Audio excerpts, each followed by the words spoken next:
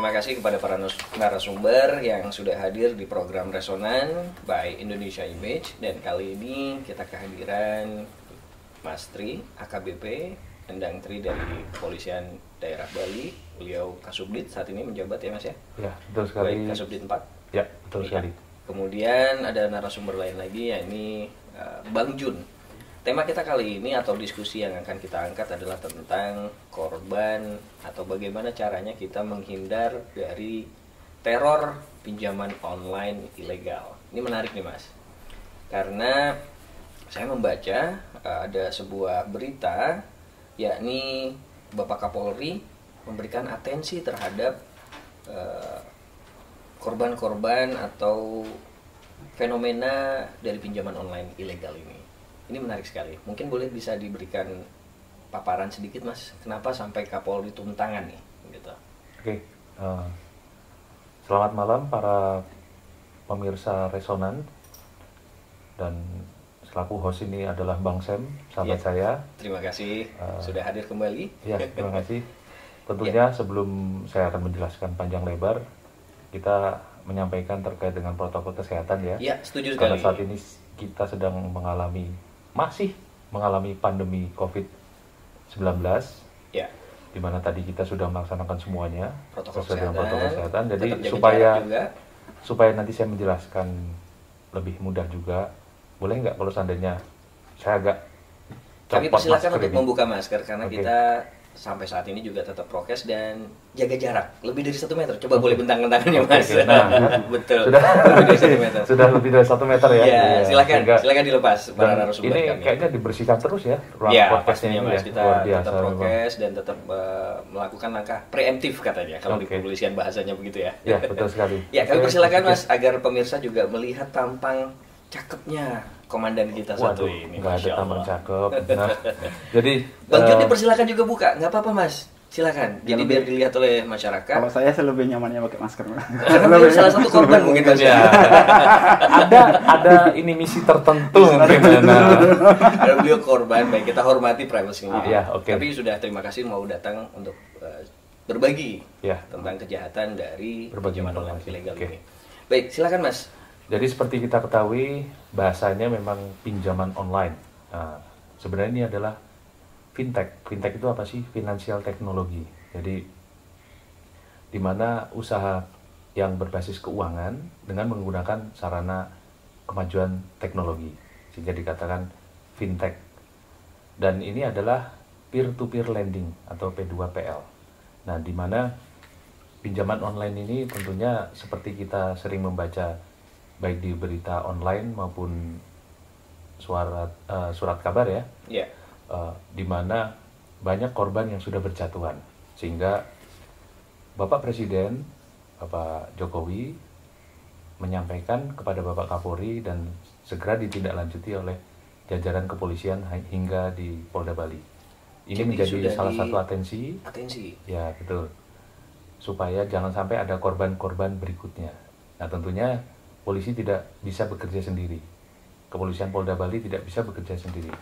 Membutuhkan kerjasama dari seluruh elemen masyarakat. Nah, nanti apa itu pinjaman online? Biar nggak terlalu tegang nih Mas Em. Nanti kita bisa bertanya kepada korban kita yang korban yang tidak mau membuka maskernya karena untuk menutupi identitas. Sampai segitunya ya Mas ya, korban ini. Tapi kita berterima kasih banget beliau sudah berkenan hadir dan mau menunjukkan diri meskipun ditutupin masker. Padahal cakep loh sebenarnya, Masya Allah. Ya, mungkin sebelum kita berlanjut pembahasan tentang bagaimana modusnya dan lain-lain, kita ingin menyapa dulu salah satu korban dari pinjaman online ilegal ini.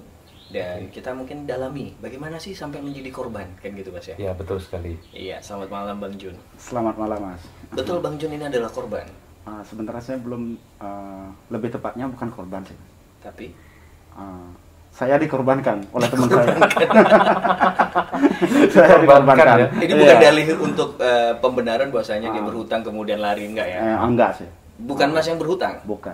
Dikorbankan? Jadi teman saya yang kena korban pinjol ya. Pinjol ya. Lebih tepatnya pinjol ya. Bukan penjol. Bukan penjol. Silakan. Jadi kebetulan yang penagih ini menghubungi saya lewat WA. Lewat WA mengirimkan mencari seperti kayak nggak membayar hutang teman saya ini. Jadi pinjol ini meneror Mas. Meneror. Kenapa bisa meneror Mas? Kan nggak ada hubungannya dengan Masnya. Iya, karena teman saya ini pakai nomor saya. Nomor seperti kayak nomor teman terdekat ya. Jadi Mas memang teman terdekatnya? Teman terdekat. Teman baik? Teman tapi baik. dikorbankan? Tapi dikorbankan. Teman macam apa itu?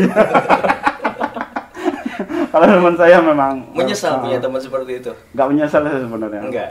Saya baru tahu juga. Tapi kalau Mas nggak menyesal, kenapa nggak buka saja untuk membantu masyarakat yang lain mengenal?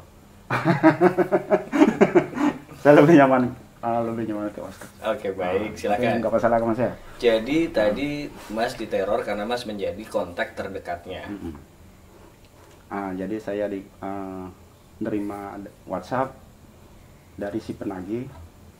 Lumayan bisa saya tunjukkan gini. Boleh Mas? Boleh. Silakan. Ya, boleh. Bagaimana cara menagihnya itu redaksinya mereka? Saya bacakan aja Mas ya. Ambil lebih enak. Ini ada dua kali kirim WhatsApp Mas. Oke. Ya, berarti melalui WhatsApp penagihan ya? Penagihan yang pertama saya bacakan.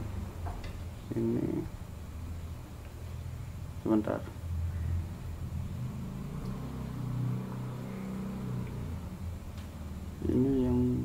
Ini yang pertama. Ini yang pertama saya bacakan lengkap dengan fotonya ini Mas. Jadi foto dari teman baiknya Mas itu dikirimkan juga? Iya, dikirimkan juga. Kemudian, ini ada di bawah fotonya, ini ada tulisan pinjaman teman. Jadi identitasnya, mohon maaf saya potong, identitasnya disebutkan di situ. Iya, lengkap. Nama, alamat, nomor KTP juga. KTP, nomor HP semua lengkap. Oke. Nah, jadi ini tulisan pinjaman teman. Nah, tolong bantu sampaikan saudara, ya saya enggak sebutkan kan ya. Iya, betul. Nomor telepon lengkap bahwa tagihannya hari ini sudah jatuh temponya. Oke. Sudah jatuh temponya dan hari ini harus ada pembayaran minimal perpanjangan atau kami pastikan hari ini data dan foto kami segera iklankan dan informasikan sebagai maling. Uang perusahaan kami di sosial media, FB, IG, dan lain-lain. Pinjam melas, bayar malas. Terima kasih. Cukup. Ini saya tertawa bukan menertawakan ininya ya, tapi bisa ya seperti ini gitu loh Mas. Iya. Tapi sebelum saya berlanjut ke Mas Tri, saya mau nanya, Bang Jun sudah izin belum kepada teman baik tadi yang menjadi korban ini, bahwasanya Bang Jun akan hadir di podcast kita? Iya. Sudah dapat izin sudah untuk menyampaikan ini ya. Tapi yang bersangkutan tidak mau hadir.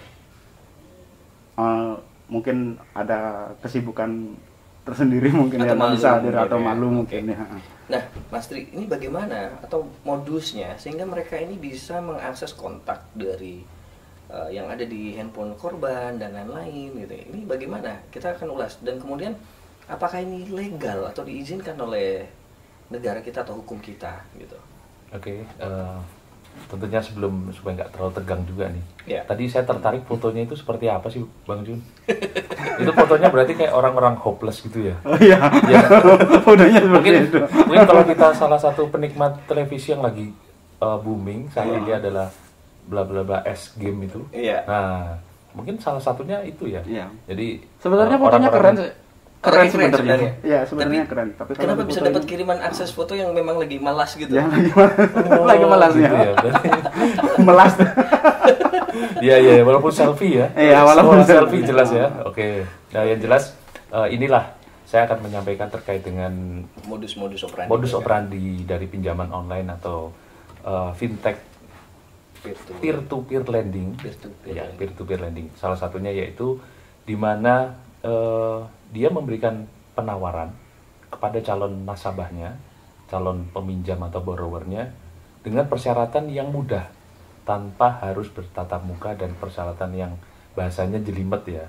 Mungkin kalau kita dengan pinjaman yang legal, konvensional yang sudah terdaftar dan sebagainya tentunya harus menyertakan KTP, mungkin ada agunan berupa sertifikat atau surat-surat berharga dan sebagainya. Ini yang ilegal dia hanya seperti itu dulu. Terus yang kedua, dia memiliki syarat kepada para nasabahnya, yaitu harus mengikuti kebijakan dan ketentuan perusahaan. Salah satunya di mana data kontak dalam handphone, kemudian mungkin juga data-data Galeri. Bukan hanya galeri, media sosial dia bisa mengakses. Itu di istilahnya dimintakan izin dan harus diizinkan untuk si perusahaan peminjam biar bisa mengambil datanya.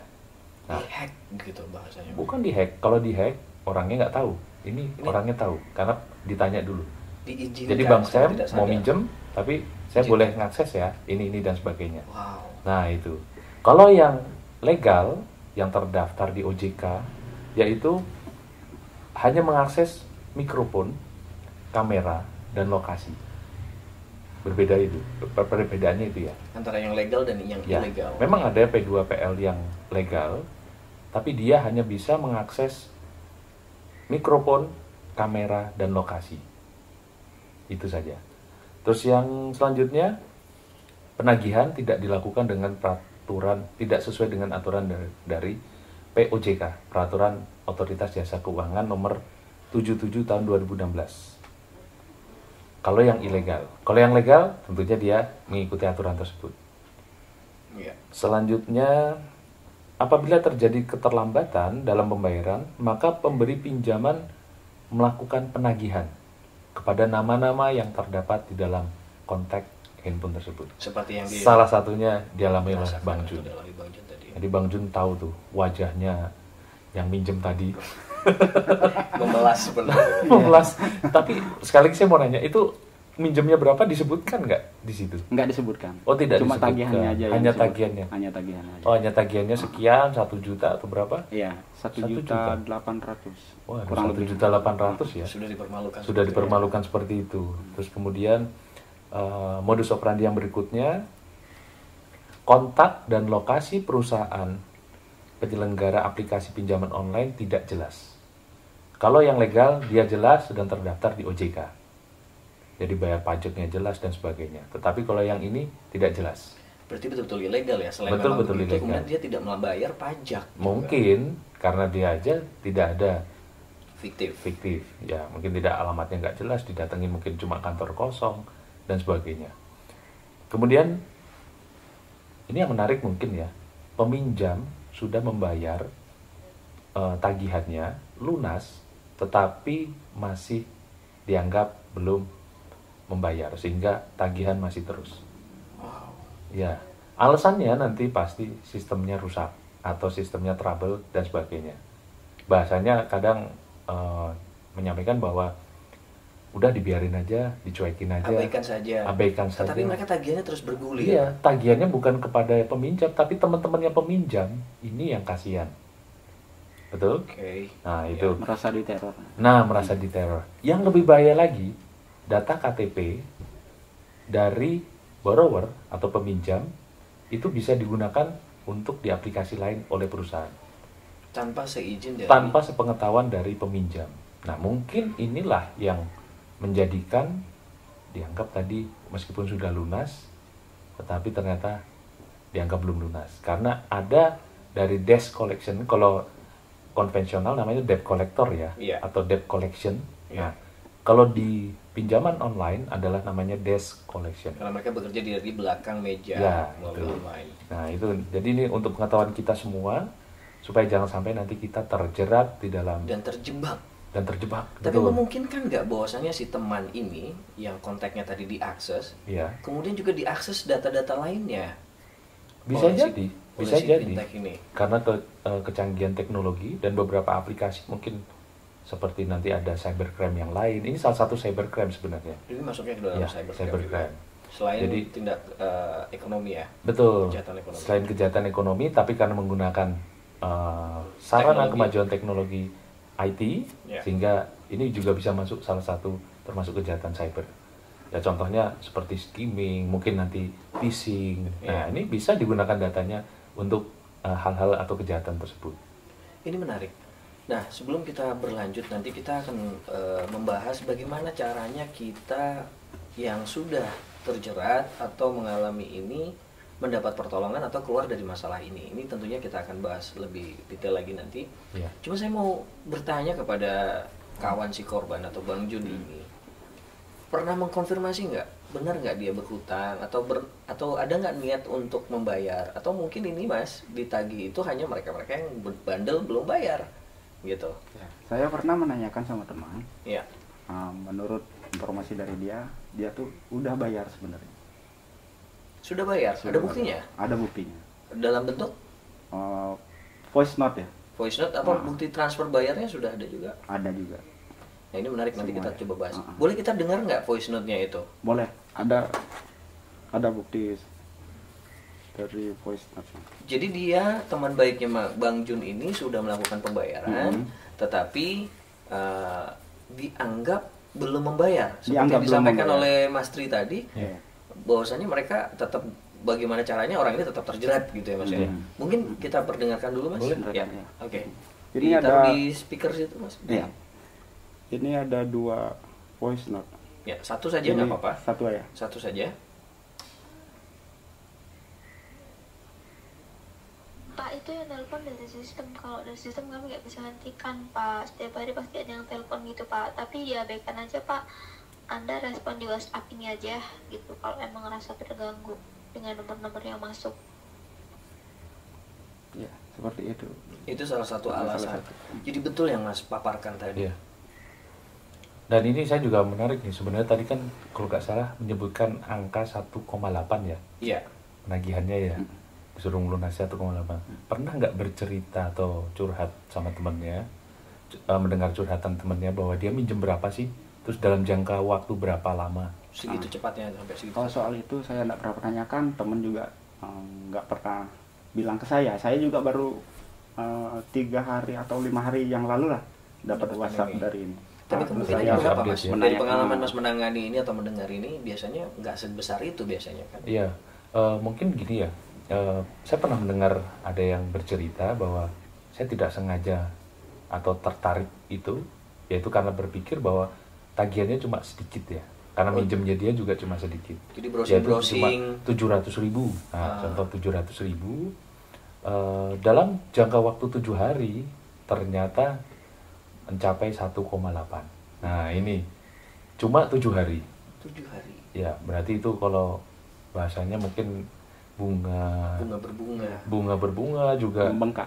membengkak udah. Iya. Mungkin kita lebih sepakat tidak menyebut bunga ya, karena bunga itu kan sesuatu yang indah. Iya. Sedangkan Iya. ini riba. Riba lah Ini ya. bunga Ya, yang beda. riba, betul. Bahkan Nah, ini yang harus diwaspadai itu. Jadi jangan sampai terlena oleh jumlah yang tiba-tiba kita juga mungkin pernah membaca. Jadi ada yang hanya pinjam sekitar tidak sampai 1 juta, ternyata tagihan karena sampai bertahun-tahun itu bisa mencapai hampir 1 juta mungkin. dari 1 juta. Nggak sampai 1 juta. Kalau nggak salah 500.000 atau berapa, saya pernah membaca. Mudah-mudahan kalau ada yang mendengar dan tahu juga bisa menyampaikan. di-googling gitu. Ya, googling itu. Ya, harapan kita adalah para pemirsa atau pendengar dari Ya. podcast kita ini untuk benar-benar tidak bermudah-mudahan berhutang. Ya. Nah, kadang orang berhutang ini dengan ya kemudahan aplikasi tadi Mas. Tidak Ya. ada niat berhutang, coba-coba untuk beli ini aja. Itu dia. Salah pencet. Berawal biasanya dari teman-teman. iseng-iseng juga. Iseng-iseng. main HP. Makanya jarimu adalah harimau. Jadi Benar. Itu dia. Akhirnya terjebak juga. Iya, itu. ada berapa kasus Mas yang sudah masuk ke dalam laporan Polda Bali sendiri tentang korban dari pinjaman online ini? Baik, saya akan berusaha menjawab. Tentunya ini berdasarkan data yang kami dapat dari Direktorat Kriminal Khusus atau Dirkrimsus Iya. Polda Bali, di mana tahun 2019 ada 5 kasus, 2020 ada 11 kasus, dan 2021 ada 6 kasus. Jadi total sudah ada kurang lebih 22 Ini yang terdata, dilaporkan. yang Ya, dilaporkan. betul. Tapi kenyataannya kan banyak banget. Ya. Kenapa eh, tidak melapor masyarakat ini kira-kira Mas? Mungkin gini ya, ini sebuah fenomena gunung es, Iya. di mana di atas yang muncul ke permukaan hanya sedikit atau kecil, tetapi di bawah mungkin lebih banyak. Contohnya salah satu rekan kita yang ada di sini, Iya. tentu belum melaporkan, saya yakin. Belum lapor ya Mas Jun ya? Belum. Belum. Ya, temannya belum melapor ya, Bang Jun ya. Temannya Nah, juga belum lapor. Jadi Atau belum mungkin ada lapor. anggapan seperti ini Mas? Nah, Karena saya berpikir gini Mas, Bang, saya mohon maaf saya potong ya Bang. Siap, Jadi, silakan. saya berpikir tadi disampaikan ya karena kecil 1,8 Iya. ya jadi 1.800.000, dalam arti kerugiannya tidak terlalu besar ya, Iya. sehingga yang bersangkutan juga mau melapor males Dan malu dibanding mungkin. dengan rasa malu. Iya. Kalau seandainya sudah sampai bermiliar, triliun, mungkin akan melaporkan, tetapi karena masih hitungannya 1,8 bagi yang bersangkutan juga tidak terlalu besar sehingga malu untuk melaporkan. Tapi bukan berarti laporan yang demikian tidak ditanggapi dong oleh kepolisian. Tentunya seperti kebijakan dari Bapak Kapolri, dan ini sudah menjadi standar operation prosedur, di mana setiap laporan masyarakat harus ditindaklanjuti. Sekecil itu pun. Sekecil apapun, karena semua laporan masyarakat itu merupakan pengaduan masyarakat atau DUMAS. Nanti dari DUMAS itu meningkat, di mana akan ada klarifikasi, kemudian ada gelar untuk dijadikan apakah ini termasuk tindak pidana. Kalau merupakan tindak pidana, baru naik menjadi laporan polisi. Demikian itu ritmenya, rangkaiannya. Baik.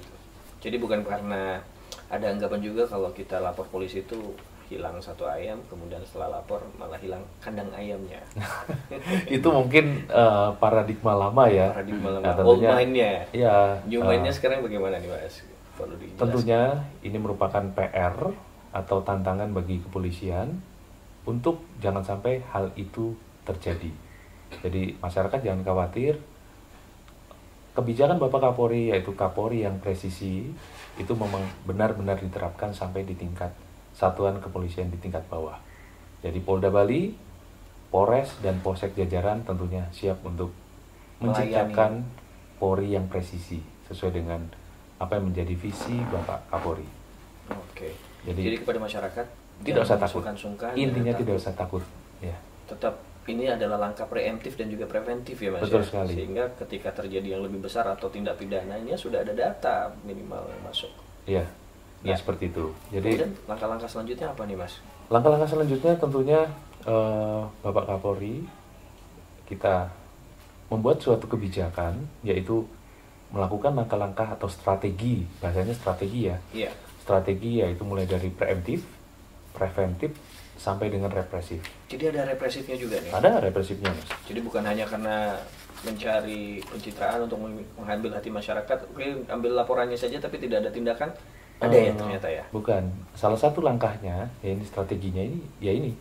Ini langkah preemptif, di mana kami mengedukasi kepada masyarakat mengenai bahaya dari pinjaman online ilegal. Salah satunya dengan podcast kita kali ini semoga banyak didengar oleh masyarakat. Betul. Terus kemudian nanti juga ada langkah-langkah untuk mendorong kementerian atau lembaga membaharui ya stakeholder terkait yang membidangi dengan pinjaman ini, yaitu untuk membaharui regulasi terkait pinjaman online.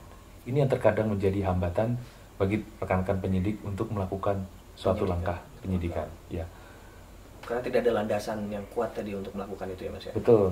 Landasan hukum tentunya. Ya, jadi semacam untuk petunjuk ya, untuk membantu kepada para penyidik di lapangan. Jadi, termasuk juga nanti untuk memberikan rasa jera, nanti akan ada beberapa kasus yang sudah ditindaklanjuti dan sudah mungkin sampai dengan tingkat P21, tentunya akan ada press release.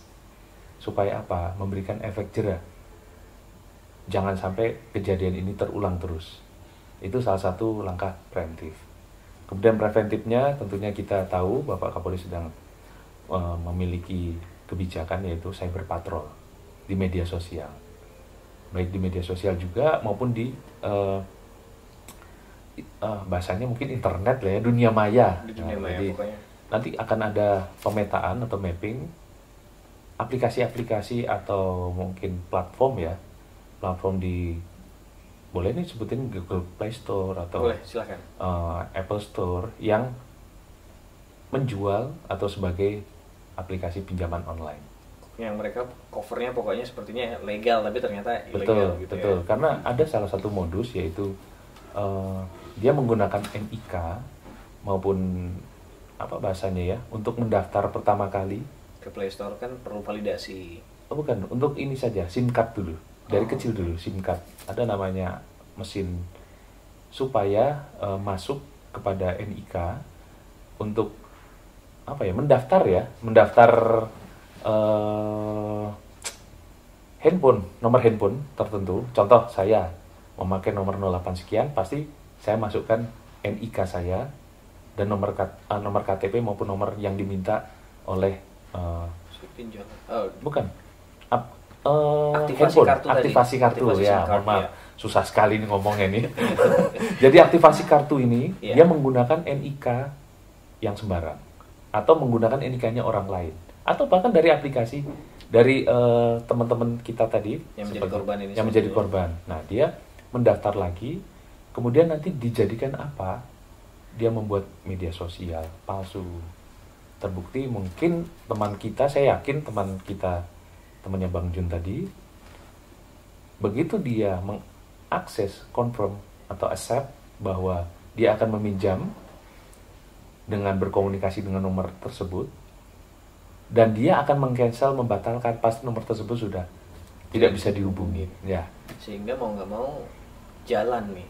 betul. Apa namanya?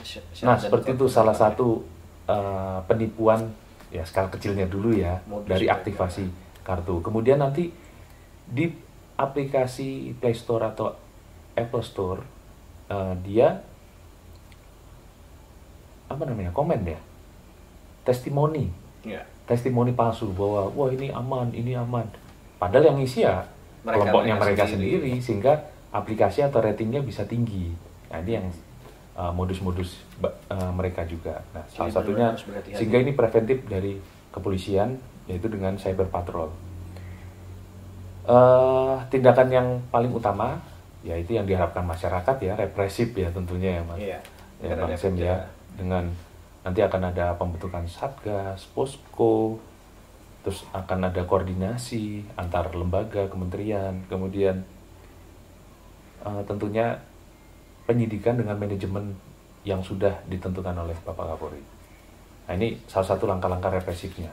Seperti kita ketahui juga sebenarnya pasal pidananya yang dijeratkan kepada pelaku pinjaman online ilegal yaitu Undang-Undang Nomor 19 Tahun 2016, yaitu merupakan tentang perubahan atas Undang-Undang Nomor 11 Tahun 2008 tentang informasi dan transaksi elektronik.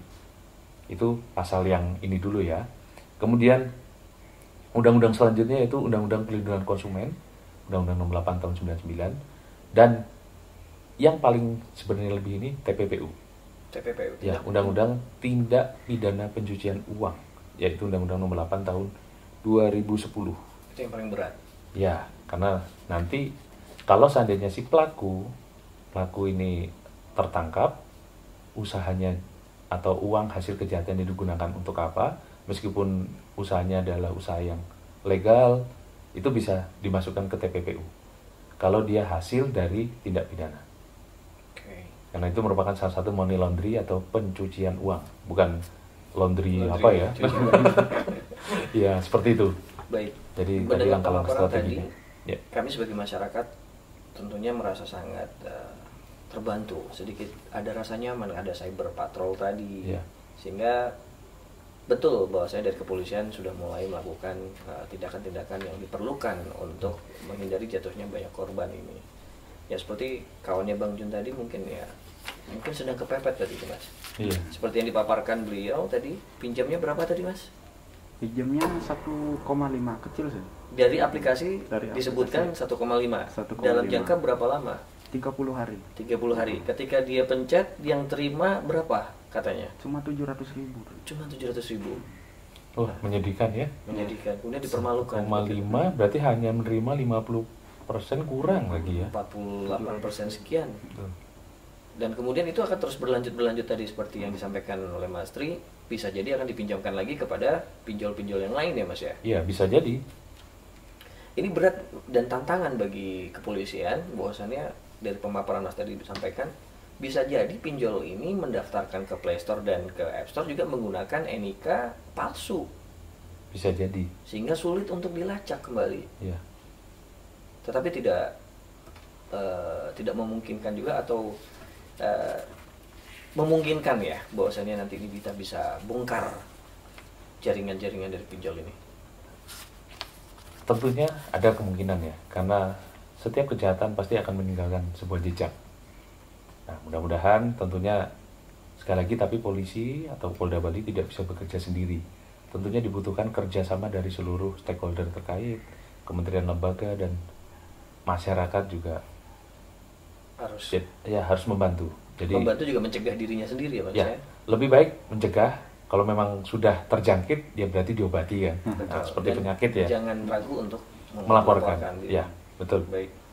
Ya. Kadang bisa saya sampaikan terkait dengan kesulitan-kesulitan yang dialami oleh rekan-rekan kami di penyidik Direktorat Kriminal Khusus atau Ditkrimsus Polda Bali, yaitu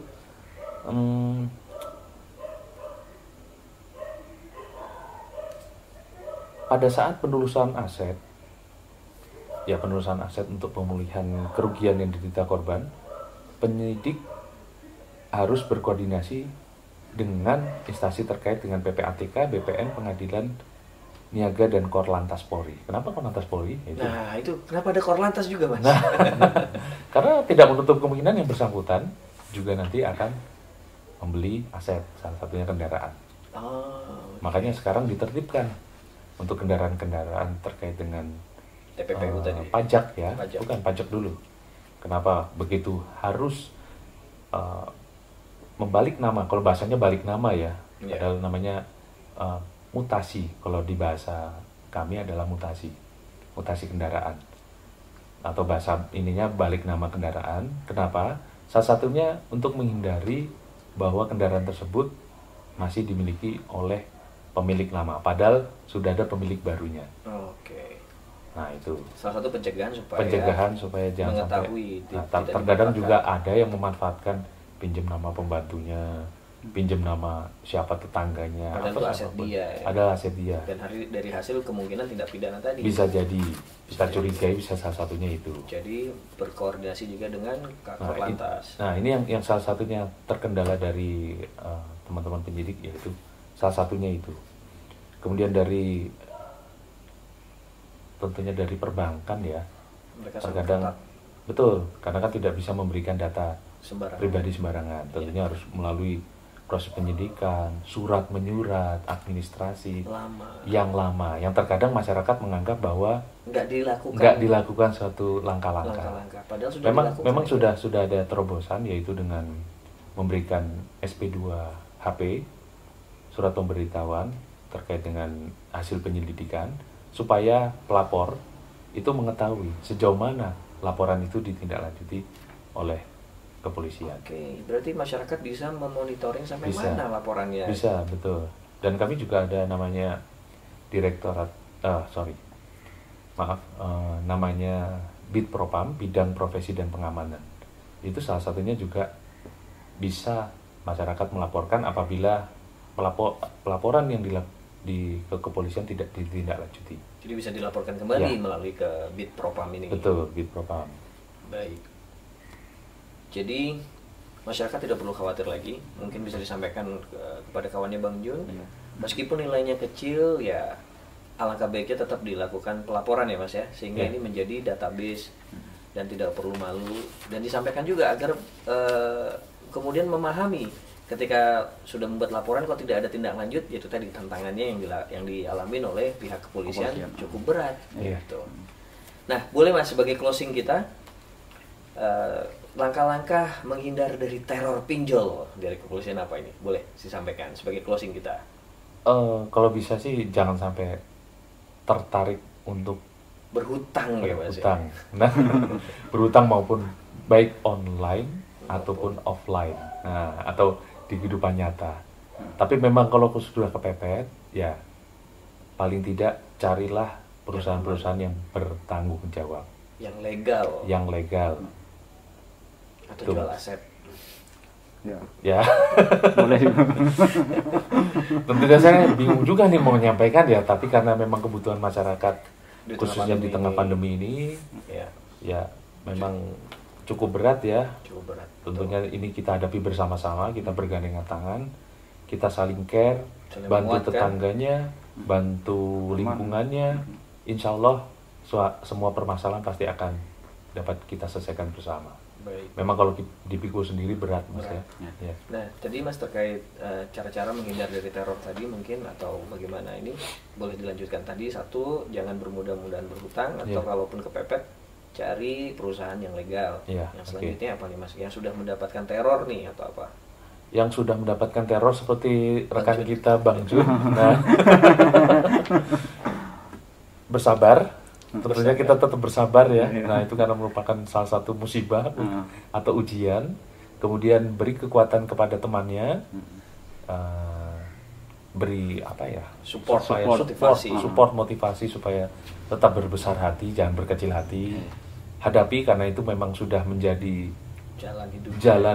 jalan hidup yang sudah di apa? Dia maui karena dia Satu ngeklik. konsekuensi Ya, dari yang konsekuensi, yang betul. pilihan dia. Iya. Iya, konsekuensi atas pilihan yang sudah dilakukan. Dan ya, dia harus gitu. bertanggung jawab, bayarnya bagaimanapun. Memang pada saat sudah membayar kok masih tetap seperti itu, Masih. silakan laporkan saja. Laporkan saja ke Iya. polisi. Jadi tetap lapor saja ke polisi. Mas. Ya, lapor aja dulu. Baik. Yang tidak kenyamanan untuk diteror kan. Betul sekali. Terima kasih kepada seluruh narasumber kita. Mudah-mudahan apa yang menjadi diskusi kita malam ini bisa diambil hikmahnya, dan untuk masyarakat yang memiliki pengalaman boleh komen di bawah atau menyampaikan apa yang menjadi permasalahannya. Barangkali nanti bisa kita sampaikan kepada Mas Tri melalui kepolisian apa langkah-langkah yang bisa kita lakukan. Begitu ya Mas ya? Ya, Jadi saya boleh. juga ini mohon maaf sekali Silakan. lagi, ini semua karena hal yang baru ya. Baik. Dari beberapa tahun yang lalu baru kali inilah mulai ada pinjaman online, apalagi di masa pandemi. Betul. Memang pada saat pandemi inilah banyak sekali kejahatan-kejahatan yang mulai timbul karena terdesaknya ekonomi masyarakat. Iya. Kebutuhan meningkat sementara pendapatan juga berkurang. Berkurang, Nah, betul sekali. tentunya saya juga semacam menyampaikan bahwa ini semua hal yang baru, sehingga apabila ada kata-kata yang salah atau ilmu saya yang belum nyampe, jadi saya mohon maaf, ini hanya berdasarkan pengalaman, berdasarkan saya mengkaji data, dokumen, dan sebagainya, sehingga nanti kalau memang ada kesalahan, semua datang dari diri pribadi saya. Ya. Jadi bukan atas nama institusi nih ya. Betul. Kita Jadi hanya berbagi ini pada malam hari ini. berbagi informasi, berbagi wawasan, Sehingga sesuai dengan apa yang saya baik. miliki. Betul. Ya. Ya, harapan kita adalah semoga kita saling bisa memberikan sesuatu yang positif, menguatkan saudara-saudara kita, masyarakat Indonesia yang selama ini kita sama-sama mengalami sebuah pandemi, semuanya Ya. serba sulit. Tetap kuat, tetap jaga program kesehatannya, tetap jaga kesehatan, dan semoga kita semua diberkahi. Terima Ya, kasih betul Mas sekali. Tri Ya. atas kesempatan dan keluangan waktunya untuk berbagi, dan juga Bang Jun sampaikan salam kita, salam tetap semangat kepada kawannya. Ya, terima kasih. Selamat malam semuanya. Ya, selamat malam. Assalamualaikum warahmatullahi wabarakatuh.